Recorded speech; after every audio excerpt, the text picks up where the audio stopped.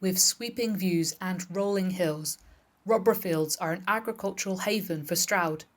They provide grazing and dog walking space, a shortcut into town, and a home for wildlife.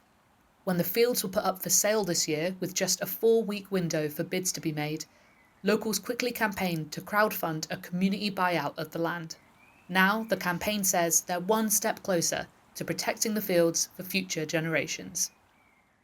So my name's John Bloxham, so I'm acting as chair for the Preservation Group, which is launching a bid to buy Rodborough Fields on behalf of the local community. We've got just over 20 acres in these fields. Part of the fields is in the area of outstanding natural beauty. This is a historic opportunity to buy the land. It's the first time it's been on the open market since 1995. So the community now want to take the opportunity to try and secure it for the long term. Because of the shortness of time, and because we obviously didn't know whether our offer would be accepted or not, we asked people to pledge that they would give us money. So we're now at a point where we've made an offer for part of the land, which is the one that is most sensitive.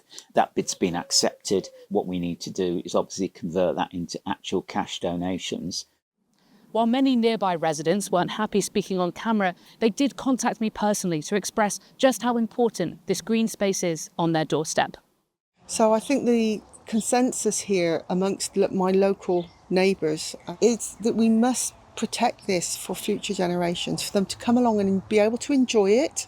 We cannot lose this piece of land to development.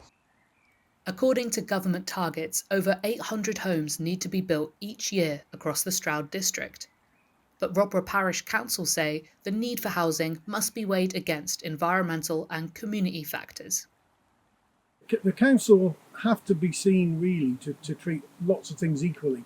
That's a problem, and it's not just Rodborough Fields, it was the only piece of land being sold in the area. But we do, as a council, the policy has always been to try and avoid building on greenfield sites. Several years ago there was plans to build housing on it. I don't think it would have been affordable.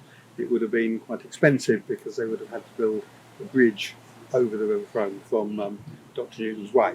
So that would have bumped the cost up quite a bit. So I think at that point the community got quite anxious, approached the parish council and say, well, do you want to join us in being anxious or doing something about it or helping us do something about it? Now that the campaign's bid has been accepted, they still need to convert all of those pledges into cash. But locals and campaigners say they hope the sale is successful, so this area can remain green and accessible for generations to come.